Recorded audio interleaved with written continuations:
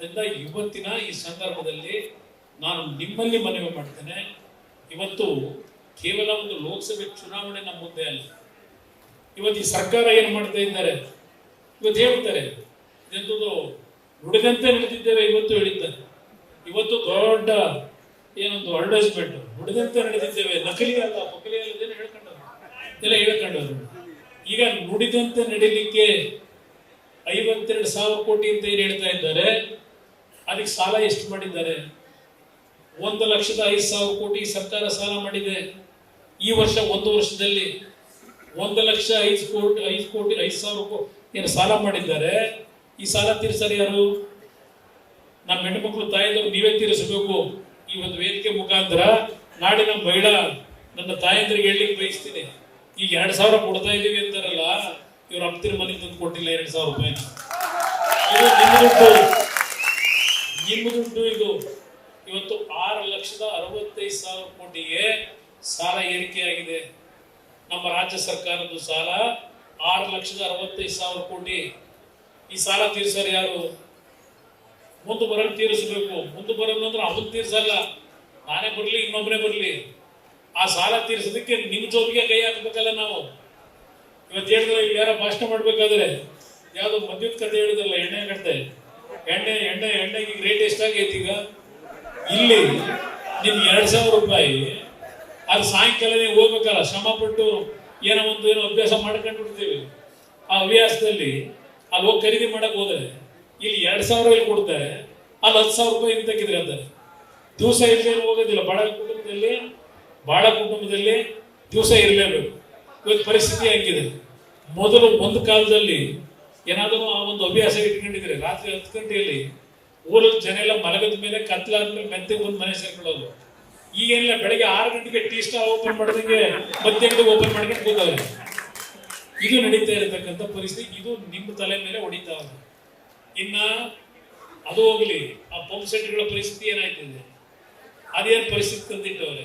ಅಲ್ಲಿಂದ stamps and registration, ಅದಕ್ಕೀಗ ಆ ಮಟ್ಟಕ್ಕೆ ತಗೊಂಡು ಹೋಗೋರೆ. ಕುಡಿಯ ನೀರು ಕುಡಿ ಆಹಾರ ಇದ್ದೋಗಿದೆ, ನೀರೇ ಬಿಟ್ಟಿಲ್ಲ ಅಂತಾರೆ.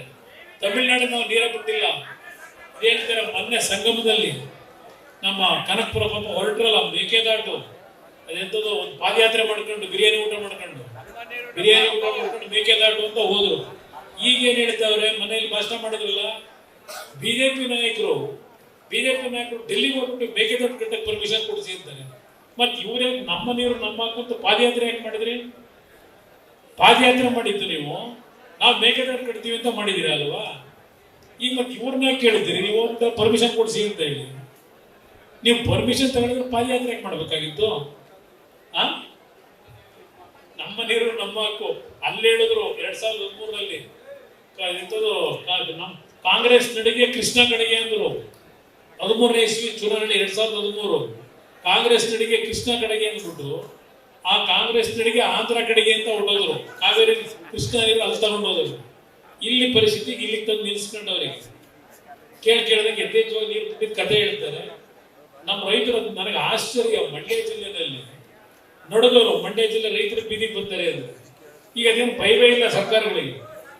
ಆ ಪರಿಸ್ಥಿತಿ ಬಂದ್ಬಿಟ್ಟವ್ರು ಇವರು ಉದ್ದಾಡ್ತಾನೆ. ಅದರಿಂದ ಈ ಸಂದರ್ಭದಲ್ಲಿ ಒಂದು ಮಾತು ಹೇಳ್ತೇನೆ, ಮಂಡ್ಯ ಜಿಲ್ಲೆಯಲ್ಲಿ ನಿಮ್ಮ ಆಸೆ ಏನಿದೆ ನಾವೆಲ್ಲ ತೀರ್ಮಾನ ಮಾಡಿದ್ದೀವಿ. ನಾವೆಲ್ಲ ಬಹಳ ದಿನ ಚರ್ಚೆ ಆಗಿದೆ. ನಿಮ್ಮ ಆಸೆಗೆ ನಾನು ನಿರಾಸೆ ಮಾಡಲ್ಲ. ನಾನು 21ನೇ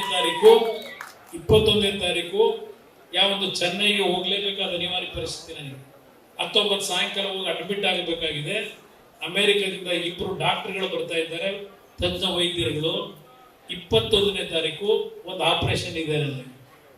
ಬಹುಶಃ ಡಾಕ್ಟರ್ಗಳು ನನಗೆ ಒಂದು ಮಾತು ಕೊಟ್ಟಿದ್ದಾರೆ, ನಿನ್ನ ಜೀವಕ್ಕೆ ಅಪಾಯ ಆಗದೇ ಇರತಕ್ಕಂಥ ರೀತಿಯಲ್ಲಿ. 2ನೇ ಬಾರಿ ಇವತ್ತು ನನ್ನ ಹೃದಯಕ್ಕೆ ಇವತ್ತು ಚಿಕಿತ್ಸೆ 3ನೇ ಬಾರಿ ಆಗ್ತಾರೆ. ನಿನ್ನ ಜೀವಕ್ಕೆ ಅಪಾಯ ಆಗಲ್ಲ. ನಾನು ಒಂದು ಮಾತು ಹೇಳ್ತೀನಿ, ನೀವೇ ನನಗೆ ಪ್ರೀತಿಯಿಂದ ಹಾರೈಸಿದ್ರಿ, ಈ ಜೀವ ಸುಲಭ ಕೊನೆಗೆ ಹೋಗೋದಿಲ್ಲ. ಚೆನ್ನಾಗೇ ಬರ್ತೀನಿ ಆಸ್ಪತ್ರೆಗೆ.